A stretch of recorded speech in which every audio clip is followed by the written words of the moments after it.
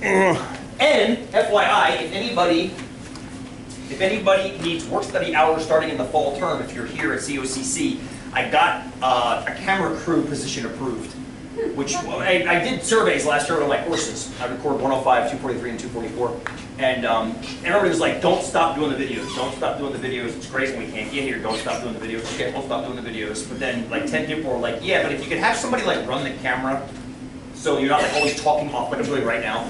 There's a camera pointing at a blank screen that I'm talking over on the side. So their idea was to hire somebody to swing the camera around. So I got some funding for that for next year. If anybody needs some work study hours, I can give them to you, tons, because between recording the classes, getting them on YouTube, editing them down, it's a pain in the butt. I'd rather pay somebody hourly to do it, because I'm not getting paid to do it. But I want to have the resource. I want to have the resource for you. So by all means, if that's something that interests you, come see me in the fall, and I'll keep reminding you as the term goes on. Okay, that's good, you can see that. So welcome to 243. Boom, I'm Sean. Pleasure to have you here. Pleasure to have you. How many of you guys took 111 last term? Some of you? Quarter of you. 105. I recognize a bunch of the 105s. Hi, guys. Yes. Took 111 at some point in your math career. Okay, that's a little bit more of you, yes. Don't worry about that. I saw nervous looks when I mentioned 111. Don't worry about that. There's very little 111. Actually, there's like 0 111 in this class.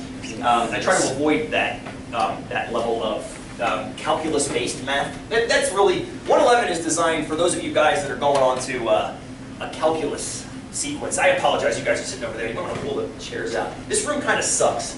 It's very strange. You've got this big elevator shaft sticking out the back. You got the screen over here. You guys over there. Can you guys even see the screen over there? Ish. Yeah, ish. Yes, sorry. We may have to figure that out as we go. It's just kind of a weird shaped room. But unfortunately, we're stuck with it. I keep looking for other rooms that are available. There's not a whole lot available right now. So anyway, the point of today is kind of twofold. I don't want to do anything heavy duty today because it's the first day. You guys are probably still exhausted from spring break, I'm imagining. But I do want to get you through the syllabus and how I run things in the class. It's a little bit a-traditional, and I want to make sure that it makes sense to you before we start into it. And you guys that have me before, chime in with any hints, like pointers you can give students that are doing the assessments and things. Anything about the website, just chime in, let them know what your take is on things. I'd love to hear from you guys. The syllabus is completely online. I'm not going to give you anything in paper today. So this syllabus, the website is just cocc.edu/srule. I'll put it over there too. If you want to write something down, go with your pen. Go. Everything's online. Everything you'll download from the course is off of this website. So everything you'll need to be successful is housed somewhere in here. Well, it's not exclusively housed somewhere here. You can also use things like Google and outside resources. But everything that I'm going to ask you to submit will be found in within this website. I want to make sure that you guys can explore it today and make sure we all understand. Hi. There we go. So I want to make sure you can understand. You understand the process. This is all my courses together. Here are the office hours. They suck for Tuesday and Thursday classes. I apologize for that. I'm smack dab in the middle of something called negotiations right now, which if you ever have a chance to not do that in your lives, don't. Unfortunately, because I'm a stat guy, you guys are going to be cursed with that knowledge too after 10 weeks. Your services are going to be in great demand when you go to your jobs. Oh my God, you can make a histogram? Oh my God, you can data mine? Yes. You can say yes to both of those things after you leave this course, at least the beginnings of those things upon leaving this course. The problem is it puts you in great demand at your job because then you can understand numbers and the implications numbers have. So I'm giving you a gift and an apology at the same time because at some point in your careers, people will take full advantage of that. So anyway, the reason I'm telling you that is there's no office hours on Tuesday and Thursday because essentially from 12:30 to 5 I'll be in meetings and data crunching analysis, which is, the data crunching analysis is actually a lot of freaking fun. The meetings, well, whatever, that's why I got invented coffee. So, office hours Monday and Wednesday, apologies. Hopefully those times work for you. I hope they do. If they don't, you can always email, you can always call, and I'll get back to you ASAP. I check email pretty frequently. I check voicemail. It's really nice. They put a red light on the phone now when I have a voicemail, which is great for an ADD guy. Because back in the day, there was a very dark VM on the phone. And it looked exactly the numbers and the date, and I would just walk right by it. Now it's like a bright light. It's like, oh, shiny. So I will get your emails, I'll get your voicemails, I'll respond quickly to them if you can't make office hours. I apologize for not having them on Tuesday or Thursday. What else is here? My office is upstairs, which is nice. I probably will have time right after class as I'm walking to my next meeting, so we can just chit chat then. If you have a quick question, I got no problem with that. That's totally fine. Yeah, fax, that's all that stuff. Anybody still use fax machines? Yeah. A couple of you? Yeah, totally fine. There's a fax number there. And I found students seem to find it's easier just to take cell phone pictures and email them to me now, which is totally great. I used to think that wasn't legit, and then my band, when we had to send off a legal form to MTV for a song they were using, and we're like, we can't get to a fax machine. They're like, dude, it's 2014. They're like, take a picture with your phone and email it. I'm like, is that cool? They're like, yes, Grandpa. Okay. So you can totally take a picture with your cell phone and email it, and apparently that's good enough for MTV, it's good enough for us. So anyway, there's the numbers you need, email. Here's course information for 105, 243, and 244. This is us. I'm going to fix this. There should be space here. I don't know why there's not. I'll fix that today. So we're going to click on that course information link because that's where everything is. That's where everything is. So when you get to this page, you're going to click on that bad boy. It's going to pop you out to the main syllabus page. Make sure that's pointed at the right place. Nope. It's starting to slip a little bit. Okay. So here, I use bright colors like yellows and reds to get your attention, because I assume everybody's ADD, not just me. So hopefully your eyes went right to that. This is why McDonald's and Burger King make their signs in yellow and red, to get your attention when you're driving down the monotonously blue, gray, brown highway. Whew. So it's a point. There's some psychological research involved in many marketing principles. I'm sure you knew that. I'm hoping you knew that. Well, you do now, if you didn't. So we're going to explore that today. Is that big enough? Can you guys in the back? A little bit bigger. That's probably okay, actually. No. That works a little bit better. Let's see if it maintains from page. This thing's starting to slip though. That's decent. Let's see if that stays that size as we click through. Let's go to the schedule page first. Okay, this is obnoxiously large, but I think that's actually probably a good thing. Come on, ghetto stand. There we go. This is why I need a camera crew. I need help. You can see this. So here, it's a little bit, it looks ridiculous now because it's extra large, but I think that's going to help us to visualize today. It's kind of an old style website. It's not slick, it's not new, it's 1990s era, because that's what I'm on that code. And I keep asking my students every term, should I change it, should I change it? And they always say no. They say we can find things from it. So I'm like, okay, we're all children of the 90s together, we'll leave it the way it is. Here's all the weeks you can click through to get to whatever week you're in. So week 1 we're in right now. So what I try to do is I put a header with dates, and then I put information, administrative information, like I put a link to the library tutoring schedule. In case you can't get to me with office hours, in case you can't get to whoever else, I recommend you guys start study groups, find people that live near you or take classes with you. So 105 one right there, it's perfect. Start the study groups if you work well with other people and work with them. All my assessments are done outside of class, so I fully encourage you guys to do just that, work with others to get things done. But if you can't get to your study groups, you can't get to me, you can't ask anybody else, the tutors are wonderful down there. Just a heads up, when you check out the tutoring schedule, let's see if it's uploaded or updated yet. Ben. I'm going to go with Ben. I know there's some other tutoring in other places. There is, if you look down, there's math tutoring, which is right here, but there's also statistics tutoring. This is something Kelly and I started about 3 years ago because we realized statistics and math are like Portuguese and Spanish, if that makes sense. They're similar, and there's a lot of intersection, but there's enough difference to call them different things. And some math tutors don't particularly care. Oh look, oh my God, there's even 243 and 244 tutoring. That's even cooler. Because that's like, 243 and 244 is like learning English in Louisiana versus learning English in Delaware. So I mean, there's the same language, but slightly different inflections. So it's great. They actually have a different 243 versus 244. I would imagine there's some carryovers, 8:30 a.m. to 6 p.m., 8:30 a.m. to 6 p.m. I guarantee the tutors are the same for both subjects. They might even be identical hours. Yeah, they're a little bit different, looks like. Yeah, Wednesday's a little bit different. Wednesday goes longer for 243. You're probably going to have more hours here than here, just because some tutors aren't as stoked on 244 as 243. It's a different flavor. How many of you guys are taking 244 at some point? Yeah, it's awesome. I think you should. I just came from 244, and the kids were like, "Oh, I totally get why you need this course," and it does. It makes a lot of sense. Did that move again? Good God. Yeah. Gremlin in there.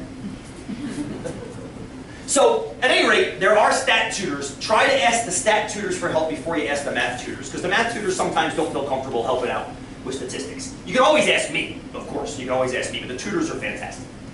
Also, I just got today an email from the COCC that says you guys can get Office 2013 for free. I told you guys in 105 about this last term. As long as you're a COCC student, you can download and keep it on your computer. And you have to log in through the COCC server, I guess, to prove you're a COCC student. But I gave you a link up there that you can get the program for yourself. And as long as you've got to log in, I think every 30 days you have to log in to prove that you're still a student. And then as long as you can, then you get the suite for free, which is fantastic. I'm going to have you guys using Excel in here occasionally, a little bit more than you guys did in 105. But nonetheless, that's a good way to get some free software, which is usually pretty expensive, I'm guessing. So, at any rate, I try to put that administrative stuff up top, stuff like drop deadlines, midterm dates, and things like that. And then in the boxes for the course, I put in what we're actually doing on those days. Like, so today, here you got discussed. Oh, we're going through all this today right now. There's Thursday, we got a quiz due, we'll talk about that later. Next Tuesday, it's blank. Weird. Next Thursday is a quiz due, but it's not hyperlinked. Come on, rule. Following Tuesday, blank. Following Thursday, we'll talk about this. I have to be gone that day. You'll see why. So what are these blank days? What is blank? You stay home? Don't do anything? Only show up to turn a quiz in? What are these blank days? They are! Good. Very nice. Tell me your name again. Anthony, thank you. The trick is, so a lot of students, what are you going to do in this class? If these days are all blank, what's missing from the syllabus as you go down through here? What's missing? Schedule. Good. Tell me your name. Rachel, thank you. So a schedule, like a list, a bullet point. We're going to do this day, this day, this day. I don't like doing that. Oh, please, Trey. The dates? The dates. Is that supposed to be one? Yeah, I just screwed that up. Okay. I just wanted to make sure that fix that. It all screwed up. I tried to go through a week, so I got that one. I think I forgot to change it to April. We'll go back and fix all that. Yeah, my bad. So that is missing. Correct dates. But to schedule like a bullet list of topics. What are we going to do that day, week 2, that Tuesday? What are we going to do right now? Is all you're doing that day turning a quiz? No. There are things we'll be doing on all these days. I'll show you what they are. If you go up to the top here, and I'll refer back to this constantly today. I used to call this a homework sheet, but I think that was a mislabeling of what it actually is. When you click on this extra practice sheet, you actually have all the topics from the course outlined here. I've got the course distilled down into 9 discrete topics. We'll start with that one on Thursday. I don't know if we'll finish it on Thursday. It depends on what questions you guys ask, where you guys kind of take the class. When we're done with that one, we'll get into this one. When we're done with that one, we'll get into this one. All I know is we'll get this stuff done. I mean, we always have historically gotten this stuff done. If we don't, because of weather or because of other things, we'll get done when we get done. But that's kind of the schedule, if you will. I just don't know exactly when we're going to be there. It's in week 6, week 7-ish. Historically, it's between week 6 and week 7. I just don't know exactly where. So rather than trying to fit what we do in class to a grid, I'm going to fit the grid to what we do in class, if that makes sense. So as soon as we get done, I'm going to run upstairs before my meetings and update that schedule page with what we've actually done that day. So I'll change the blank cell in week 2 that's down here, this blank cell on Tuesday. We'll then have things like PowerPoints, links to the class videos, things like that. So you'll have a resource being built every day we're in class. Is that fair? Is that not much fair? It might not be fair. Is it understandable? Hopefully it's fair too. But it's understandable, that's what I care about. And ask me questions when you think of them, if something doesn't make sense. Cool? I did put due dates up throughout the entire thing. So these red guys, the quiz due, and there's nothing there. There's a quiz due or a project due. We'll talk about what all that means soon. But I want to make sure you understand that eventually we'll have stuff scattered throughout this schedule page as we go. So it's a living document. It keeps changing this. as the course moves on. Fair enough? Excellent, excellent. All right, let's back out of here. We're going to come back to that. We're not done with that. Now, you'll spend most of your time on this page because most of the assignments you turn in are linked from that page. You'll spend very little time on the rest of this throughout the course. Right today, I want to go through all of it to make sure you understand like how I run the class. But this is where most of your time is going to be spent throughout the term. Materials. Let's get into that real quick. The prereqs, if you read them off the catalog, it's either Math 111 or Math 105 or instructor approval or blah, blah, blah. It looks like most of you guys took 105 or 111 at some point. And that's totally fine. If you took 95 and skipped 111, you'll probably be okay too. It might be a little bit of a shock. The amount of thinking. I had a student turn in his last exam last week. Or 2 weeks ago. He turned in, he's like, well, thanks, Rule, for making me think again. And it was just the cutest thing. I've had him for 3 classes, 105, 243, and 244. And thanks for making me think again with this big grin on his face. And I said, what do you do in other classes?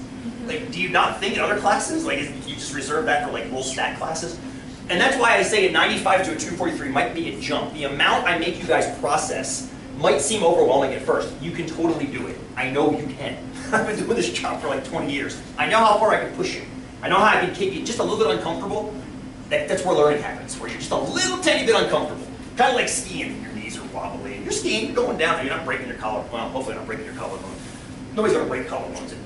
But the idea is, hopefully these classes have, 105 definitely has, and hopefully 111 has prepared you for that kind of critical thinking, that kind of thought. The math may have traumatized you, and I apologize for that. Anybody's residual feelings of fear about mathematics. But it's the critical thinking and the processing that I'm after. And that's all I'm after in this class for the most part. There is a textbook. You guys had a textbook in 105, an open source book. Did you guys use that a whole lot? Not a whole lot, not a whole lot, Rob, not a whole lot, not a whole lot. That's okay. The reason I don't have you guys purchase a textbook is because of that. A lot of students feel they never have to use it. But some students want to have a textbook. It's like it's a comfort, like an academic comfort. So we've got an open source one. It's a PDF document you can download. You grab it right here. It's 700 some pages. It's huge. We're not going to do everything in it in 243. We'll do like a third or a half of it-ish. I say do. Well, the topics. It's written by 2 awesome ladies down in California. And it's, it's all listed out here, there's your table of contents, and so forth and so on. Many students don't use it, and that's okay. The reason I have it linked, you can also, I'm going to spell physical correct with an H too. You can actually buy a copy of it for like 17 or 18 bucks off of their website, very, very cheap. You don't have to. Even the PDF document is fine. The reason I have it is, when you have extra resources, like I do on the schedule page, this extra practice page, if you go into, let's go into variability here. If you click on a topic, once you get into here, you'll see pages, these reference that textbook. And then you've got problems that are on those pages that are tied to the topic of variability, which you're going to have a quiz on, you're going to have in your exams and things like that. This is more practice should you need more practice on how to do those topics. We'll do practice in class. We'll do quite a bit of stuff in class.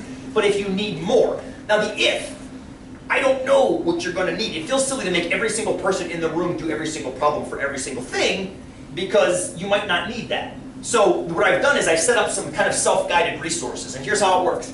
On pages 87 to 100, I've got a section number and then some problems. Some of these bad boys have solutions that are in the textbook. Some of them don't. The ones that don't, I've recorded YouTube videos for with solutions. Click on 18 there, see if it opens up okay. See how the network's feeling today. There it is. See if it pops open. Come on, network. Oh, there I am. Okay, there we go. So anyway, you've got solutions either in the book or via video. I haven't gotten to 105 yet. I'm working on that. It takes time. Need a crew. So, and then also, sometimes I do these addenda videos, like further topics. Sometimes people ask me questions in class. What does that mean? What does that mean? Well, you might want to watch the video. That's what it means. And then under this, there's more. I've been putting these questions together for years. Perhaps for years and years and years. And I've been building, if you will, like another textbook. So you've got all these online resources that have solutions, video solutions, written solutions. Use it as much or as little as you want. It's definitely more rich than what you guys had in 105, just because I haven't had the time to do it for 105 yet. But at the same time, this is, sometimes I hide extra point opportunities in there. So it's a resource. Use it as you see fit. You guys are good students. That's why you're in 243. So if you need to do homework, if you need more practice, this is where it lives. Every once in a while, I'll ask you to refer back to a homework problem to learn how to do something. I'll point to a page and a problem number. I'll point to a document. So think of it as an extension of your textbook. Any questions on that? Ask me if you've got it, please. I know it's an oddball, but it works well. It works well because you guys understand how you learn. I'm trying to give you as many different ways to learn as possible. So it's a self-guided one. Go so far? Decent? Decent. Okay, decent. Getting there. All right, let's back out of here. So this is our schedule, if you will. It's a schedule, but it's not dated yet. It'll become dated as we go through. All right, back out to here. Materials, that's the textbook. As far as technology, you're going to want to use technology in here, for sure. Statistics gets annoying very quickly when you have to add up hundreds and hundreds of numbers, which we won't be doing. We'll add up small amounts of numbers, see what's going on pattern-wise, then let technology do the rest of the annoying crap for us, so we can focus on interpreting the results. It's kind of fun. So, since we're not in a computer lab, I am going to have you guys use an Excel from time to time. I've written and made a bunch of videos using Excel 2007, which is similar enough to 213 that you can do the exact same kind. There's slight differences. You'll figure it out as you go, and eventually I'll get around to making the updated videos. So outside of class, I may have you going into Excel to do things. I'm assuming you've never turned Excel on, ever. I saw a lot of faces get really panicked looking when I said you're using Excel. I'm assuming there's no Excel prerequisite for this course. So I assume you've never turned it on before. That's okay if you have. But the way I've written the stuff that uses Excel, the way I've written it, it assumes you never have. So it might be kind of boring if you do know how to use it pretty well. But hopefully you'll also learn some new stuff as we go. I'll use it in class too from time to time to generate data for us. But I will have you outside of class from time to time going to Excel and using that. But in class, do you guys still have your graphing calculators from 95, 111, whatever, 105? If you still got it, that's great. That's great. I carry one around and use it in class too. Works fantastically well. If you don't, you could probably put an app on your smartphone that'll work just fine, or work with somebody that has one. I wouldn't recommend buying one unless you can get a screaming good deal on them. What's amazing with those things, they came out in like 1989. I remember when the first one came out, back in the day. But they cost like 12 bucks or something like that in '89, and they cost like 140 now. Like it's the only technology I've ever seen that hasn't gone down. Everything else gets cheaper, right? But for some reason, that particular technology doesn't go down in price. I don't understand that. So I don't want you to give them any more money, is what I'm talking about here. And so if you can find one on Craigslist for like 20 bucks, grab it, that's fine. But don't buy a new one. It's not worth, I don't think it's worth your time to buy a new one. If you have a PC laptop, you can install a freebie version of it on your PC laptop, bring that to class. I got no problem with that at all, that's fine. It doesn't work on a Mac laptop, unfortunately. What else? I have written programs for the 83 and the 84 that I will give you, happily share with you. Yes, they're yours to keep for 243 and 244. So that's the only downside if you use other technology. I can't put that stuff on that other technology. But there's workarounds. We can make workarounds work. What else? Calculator, Excel. Yeah, that's the technology that'll help. Anybody have any technology questions? Anybody have a TI-86? Or an 89? Or an Inspire? You got an Inspire. You know how to use it pretty well? You guys know how to use them okay? Pretty good. Ish. Can you get like data in the lists? Yeah. That's huge. Yeah. And maybe we'll have you guys sit together because you can teach me too. I don't know them that well at all, It unfortunately. took a while, but it helps to have like the tutors, the calculus tutors that use the Inspire. Oh, they've used it. A lot of them have, so that really helps because like I've had some of them just take over my calculator and teach me a bunch of new stuff. That's good. That's Yeah. kind of how I use Excel in this course. Yeah. Exactly. So let me ask you a question. You guys with the Inspires, do you have the 83 faceplates or no? You have the Inspire faceplates? The Inspire ones. I Okay. just have it however I bought it. However, little green buttons on it, little tiny green buttons in the corners. Yeah. Yeah, that's the Inspire one. Yeah, that's about as far as I've got. It's got little green buttons. Awesome. So good. We'll have you guys. We'll figure it out. We'll figure it out. So anyway, that's the technology we'll use. It'll work really well, I think, in class. Questions you got for me?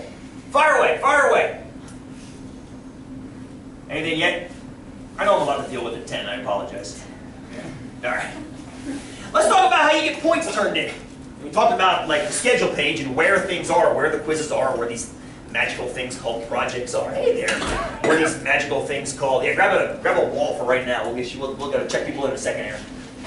So the way grading works, it's an unfortunate consequence of the school education system. I have to give you a grade. But some people say that if I don't give you a grade, you won't do anything. So whatever, I'll play by their rules, I guess. I got quizzes, I got projects, and I got exams, for lack of better terms. I don't know what else to call them, because they're not traditional quizzes or traditional projects or traditional exams. They're ish traditional. So let's just talk a little bit. Quizzes. You may have noticed on the schedule page, every Thursday, there's a quiz posted. There's a quiz down here posted in week 1, there's week 2, there's week 3, week 4, week 5, they got moved to Tuesday. There's always this quiz due. They're not hyperlinked yet, because there's no quiz there yet, because, you know the answer to this? We're not there yet. Because we're not there yet, we're not close enough to being there yet, so I know what that topic is going to be. So eventually, when it gets close, like a week out, I'll be able to put a quiz in that spot. Be like, oh, that's what that is. And I may even put 2 or 3 quizzes up for that week. Like, you know what, they were talking about this, I'll put a quiz up for that, a quiz up for this, and a quiz up for that. So you might have like 3 or 4 quizzes in a given week. So relax, I saw some people dry heaving a little bit. You don't have to do every single one of them. Here's the way the quizzes work. You have to do a minimum of 10 of them throughout the entire term. A minimum of 10. You can do more. You can do them all if you want. I'm going to have probably close to 30 posted by the end of the term. I shouldn't say that. You'll have about 30 total by the end of the term if you count the ones I post on the schedule page and also the in-class ones that we do as a class together. Because I do some of those too, where I'll just bring something to do for us to do in class together. And students love those. And that's one of it was a recommendation on a survey about 2 years ago. You should do one of these where we all work together. I'm like, yeah, that's a great idea. Let's do that too. So the sum total of the number of in-class and out-of-class quizzes has to be at least 10. You can do more, you just have to do at least 10 of them. And that's why I say if I post 4 quizzes on a given week, you don't have to do 4 quizzes. You can say, you know what, that one sucks. Oh, that one, I like that one right there. Didn't do that one and don't do the one that sucks. You know, pick and choose the ones you want to do. That might not make sense right now. Pedagogically, it makes a lot of sense, but as far as you guys as students, just realize what you have to do. Every week, I will email you a progress report that lets you know how many quizzes you still have left to do. It's big, bright, I think it's yellow on the, yellow, big highlight number. Remember, you still have blah left to do, blah left. And I watch you guys as a class as the term goes on. And usually, the last term, by week 8, most students had all their quizzes knocked out. By week 10, which is the end of the term, I still had some students that still had to do 9. And then they call me up on Monday at the exam, like, who can I do? I'm like, well, you've done a flux capacitor at this point because there's nothing you can do. So just try, I send you a weekly reminder of how many quizzes you have left to do. Just keep an eye on that. Keep an eye on the quizzes that are coming. Make sure you're staying on top of that. This, if you will, is like you turning your homework in. If you wanted an analogy to like another math class, you don't turn your homework in this class unless you view this as homework, in which case you're turning your homework in. So I call them quizzes because they're little small assessments, and that's what I think of a quiz. That's what I think of a quiz is, like a little tiny small assessment. 10 points pop. Okay? 105s, you guys chime in if you have anything to kick in about this as we... Oh, please, Kelly, go! There's no extra points for extra quizzes. You can't When you say 30. extra points, define that for us. You can't do 30 quizzes and get 300 points. Oh, you can? You totally can. But your numerator and denominator increase by 300 points. You don't get That's what it 300 was. extra points. Yeah, that's what it was. Now, can we come back to that? I have a calculator that will help us explore that idea momentarily. What Kelly's saying is, suppose you make your 10 minimum, and then you do an 11th quiz, which is worth 10 points. It's not 10 extra credit points. You have agreed to let me now use 11 quizzes, which means you now have 110 quiz points, not 100. So in other words, if you think about how your grade is calculated by your points over possible points, both go up when you turn a quiz in. That's right. No, it does help. On average, it does help. I want to show you why it helps. Yeah, turning more quizzes in on average does help you, unless you have an absolutely perfect grade. Then it usually doesn't hurt you, but it doesn't help you. It maintains. But I want to come back to the calc. That'll help us calculate that momentarily. It's easier to see with examples than verbally. Thank you for that, Kelly. Anybody else from 105 want to chime in about quizzes? Am I doing okay? All right. So you got to do 10. You got to do 10, but you can do as many as you want. You can do them all. Nobody's ever done them all. I don't think you should do them all. It's a little silly. to do them all. But do as many, if you want assessment. And what I also do is, after you turn a quiz in, so suppose you turn a quiz in next Thursday, I'll put a video solution to that quiz on the website as well. So where the hyperlink will be, back out of here, where the hyperlink will be, like right here, underneath it'll have a little solution in parentheses. You can click on that, it will pop out to the solution to the quiz so you can see how it was solved. If you want to see it. It's not the only way it could be solved, it's just the way I chose to solve it. You might solve it differently, that's totally fine too. So you have that resource as well at your disposal. Cool? I don't use Blackboard. I should mention that right now. This is not Blackboard-based anything. This is all just, you can see that website up there, it's kind of obnoxiously long, but I don't like hiding stuff behind Blackboard passwords because I want people to find it. I got a dude in Chicago right now that's watching the class videos and he's asking me questions. It's like Central Oregon Community College just got much more community. And people in France are finding the videos. It's great. It's totally awesome. I love the internet for that reason. But if I use Blackboard, I kind of lock out all those folks. So nothing's in Blackboard. So if you may have tried to find it in there and couldn't find it, that's why. Everything's here. As far as, now there is one downside to that, and it's kind of an old school downside. When you're turning quizzes or projects or exams in, you have to actually bring a physical copy of something to hand me. That does not mean you have to print those things off, because you don't. But you do have to bring something physical in and hand it to me on the day it's due. So you do these outside of class, except for the in-class ones, obviously, do those together. But these outside of class quizzes you'll do over the course of the week leading up to them. And on the day it's due, you bring them in, you make a pile. And then we just collect them, you go grade them, bring them back to you. And that's it. So that's the downside of not having Blackboard, is I have no electronic submission feature yet. I'm going to build that over the summer. But right now it's still kind of old school. So, quizzes. What Go. about picture and email? Say that again. Picture and email. Picture. You can scan stuff. I have no email set up for it yet, unfortunately. I don't have any kind of filtering system set, and I have so many assessments. I start losing things because of the lack of streamlining. So I apologize. I haven't even set. One of my projects over spring break was to do that. Unfortunately, it didn't get done. So other stuff did, but that didn't. So we got to keep it old school for this term. One last term, I apologize. If you guys take me in 244 in the fall, I guarantee we'll have it figured out by then. But it's not right now. Sorry. Yeah. So old school. You can totally type things if you prefer. Just whatever you turn in, make sure I can read it. I had a hard time reading the last assessment in my last classes. Next, I started taking points off because I couldn't read anything. So just be neat. Be neat when you turn stuff in. Other questions about the quizzes. How many do you have to do? By when? By the end of the term. Exactly. By week 10. By week 10. Let's take week 10. I don't want you turning 20 quizzes in at the final. Yeah, oh, once I post a solution video, once a due date has passed, you can't turn that quiz in. So week 2, on Thursday, you come in, boom, drop it. You can't turn the quiz in 3 hours later after class is over. I have to keep the due dates up so I can keep the assessments rolling forward. So just make sure you keep it. You have plenty of time to work on these things. Plenty of time to work on. Cool? So that's quizzes, if you will. Quizzes. Projects, I put these guys down here. They're like, I don't know what they are. What would you guys call them from 105? What would you, if you had to use other words besides a project, would you call them something else? Projects is okay? Yeah, Okay, Jeremy? project's good. Projects okay? All right. They are projects. I guess they are. Yeah. I guess they are. They take a little while. Well, hey, good. They take a little while. Thank you for that, Trey. They take a little while. They're already uploaded. If you take a look at it on the schedule page, there's one in week 3. You could start that one this evening if you want. I'm not saying you have to. But if you wanted to, you could start that one this evening. It's not due till week 3. The reason it's due in week 3 and not week 1 is because it might take you 3 weeks to find the time to sit down and open the thing up and crack it open and do it. That's totally fine. Week 6 is the next one, I believe. Let me take a look at that. Yep, there's the next one. I think week 8 is the one after that. Yep, there it is, super counting. And then week 10, which is the Bayes. Yes, yes. So they're already all posted. You could start. I wouldn't jump into all 4 of them simultaneously. Not that anybody would. I would go sequentially. Although you could easily start the first one at any time over the next week if you wanted to get into it. Easily start it.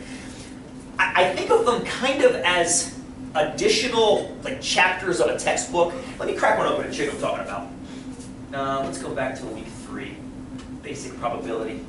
So here it is, and you can see it. I've got some talk. I have a hell of a time publishing papers in academic journals because I write like I talk, and I talk like an East Coast Italian. So you're going to read East Coast Italian talk as you read my projects and my quizzes and my exams. The nice thing about that is it's very conversational, it's not very academic. The downside is, well, that's the downside. There's quite a bit of reading. And somebody in last class was adorable. One of my 243 students from last term goes, you might want to tell the students to actually read the stuff in your projects. I'm like, well, what do you mean to read the stuff in the projects? She's like, well, what you actually type, tell them to read it. I'm like, you mean you're not? And then I'm like, oh my God, you're not! So just FYI, you might want to read this stuff. You crack open a bottle of wine, fine, plate of cheese, and project 1. Sit down, enjoy it, relax. Not too much wine, might not make any sense. Might make more sense, I don't know. So the idea is I'm trying to, the reason I have these projects is they don't exist in normal stat textbooks, but they should.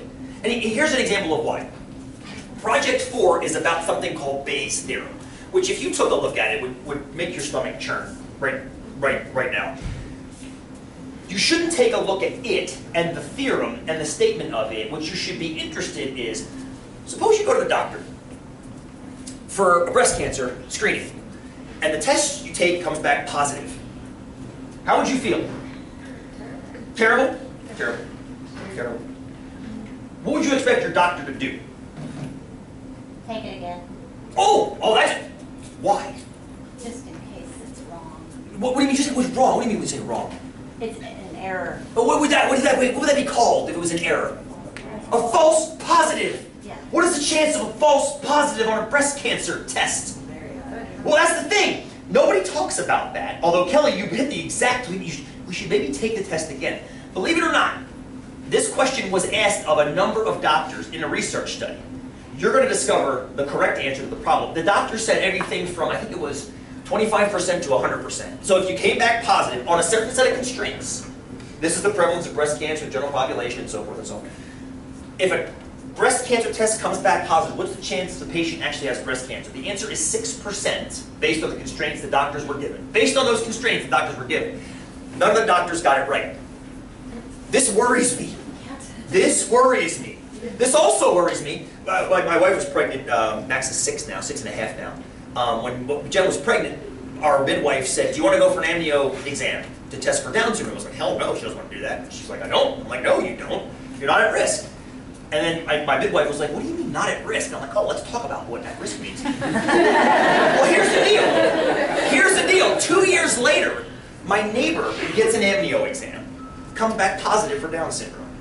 She freaks out. I'm assuming most expectant mothers would do, right? So in the first, and I'm pretty sure only time in the history of mathematics, I go, dude, let's sit down and do some mathematics, and I guarantee I can make you feel better. And it did. So I'm pretty sure it's the only time mathematics has actually cured depression and anxiety. But as it turns out, for a non-at-risk mother, if you test positive for Down syndrome, there's about a 99.999% chance the baby is fine. If you test negative for Downs, there's about a 99.999% chance the baby is fine. Which leads me to ask the question, why would you even take the test if no matter what the result is, there's a 99.999? And the answer is devious. You take the test when you're at risk. Because it's designed for at-risk mothers. It's not designed for the general population. Is that nuance commonly known? No! Which is why Kim took it. That's the problem. If you don't know that nuance, you can do mathematics on anything. But that doesn't mean it's meaningful mathematics. Yeah, that's the problem. That's the problem. And that's what project number 4 dives into. Believe it or not, it's heavy stuff. But not mathematically heavy. It's not it's actually mathematically very light. But conceptually, it's very, very, very heavy and very, very interesting. It talks about this idea of replicating tests, false positives, false negatives, and things like that. But textbooks avoid it, maybe for good reason, I don't know, it's not exactly like reading, but it's important. I mean, if you go to take a test, I've had Lyme disease twice, at least twice now, right? The Lyme disease test is freaking awful. Thank God it doesn't exist much in Oregon. It's like on the beach, just one beach in Oregon that has a tiny incidence of Lyme disease, thank God. The test for it is terrible. I had Bell's palsy because of it. The left side of my face was paralyzed for a month. Because the test didn't catch it. I'm pretty sure I got Lyme disease. Well, the test is negative. Okay. Whoa. Okay, now everything I do, and I got a bullseye on my chest. Okay, now you do. What the? I had it then. Anyway, these are the kind of things the projects get into, are these kind of applications. They are standalone because they can be a little bit conceptually heady. They're standalone. You won't see them pop up on exams and quizzes. They're definitely they're their own beasts, if you will. Work on them in groups. Work on them with friends. Work on them with whoever. Doesn't matter who you work on. You know, work efficiently.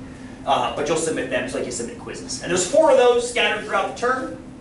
And altogether there are 4 times 25 is 100 total points towards your final grade. So you got a basic prob, a joint prob, a super counting probability, and then Bayes probability, which is that last one I was talking about. I have a question. Please! It's kind of off the bat. Why would you have the test even if you're at risk if it's going to be wrong? Oh no, I'm not saying it is wrong for at risk. I'm saying it gives you those goofy results when you're not at risk and you take it. That's the test is designed for at-risk mothers. It works very well for at-risk mothers. It doesn't work well when you don't carry genetic markers, for example. That's what the test is designed for. It's like giving a breathalyzer test to somebody who's completely clean. You're going to get false positive results back that are completely meaningless because the person is completely clean. Now, the idea of using a breathalyzer is the fact that people might not be clean. You're trying to catch the ones that aren't. But even they have false positives. But the false positives are different depending on the population you're sampling. Okay. Does that make sense? Yes. It's a great question, Kelly. I'm not saying it applies across the board. I'm saying it applies across the board to those who are not at risk. It becomes much more complex when you have the risk factors measured in. That affects the testing. Hell yeah! As well it should. As well it should. Yes, any test result has a false positive and false negative probability. The idea is how do you account for that in the calculation? Most folks don't. It's 99%. You got a 99% specificity, 99% sensitivity. That means the true positive is 99%, the false positive 99%. It's a great test, right? Maybe, and it might suck. And it might suck, and you're going to see that it does suck sometimes. It really does. So, cool. Good questions. That will be answered. Yes, we stop. And last but not least, the exam. Let's talk about exams, and we'll kick you out of here for 5 minutes. I don't like keeping people sitting in here for 2 hours. That's not good for anyone. I mean, I can talk for 2 hours, but I don't want to. Well, I don't want you to have to deal with that, is what I'm talking about. So I'll kick you out, get some more oxygen back in the room, bring you back in fresh. But let's talk about the exams real quick. There are 2 of them. There will be 2 of them. One will be posted and hyperlinked in week 5, I believe, and one will be hyperlinked in the last week of the term, which is exam week. They're kind of like super quizzes in that they'll be like a kind of a comprehensive assessment on whatever we've done up till that point. It'll be more comprehensive than 105s were. 105 to me seemed very fragmented. I apologize for that. I couldn't really put them all together very well. The 243 stuff seems to flow together better. So anyway, work on these just like you work on quizzes or projects. You can work individually, you can work using study groups, using the tutors, use me, use online resources, use anything you want. They'll be hyperlinked soon. As soon as I have an idea of where we'll be in week 5, I can slap up an assessment for week 5, and then by week 8, I'll put an assessment up at the end. So that's where we kind of do like a summative kind of catch net of all the topics from those sections. Cool? So there's a minimum of 400 points, right? 200 exams, 100 projects, 100 quizzes. Minimum 400, but you can have as many as 5 or 550 or 600, depending on how many quizzes you do. And we'll do some computations after the break of those grades that you were asking about, Kelly, about how the quizzes can or can't help. Because they can hurt you if you do them incorrectly. And we'll talk about what that means too. But we'll get into it. We'll get an example afterwards. Any questions you guys have right now? Besides, when can we get the hell out of here for 5 minutes? Let's do that. So I've got, here it is. Let me check people in. This is where I need to be all German and not Italian. So anybody on the wait list?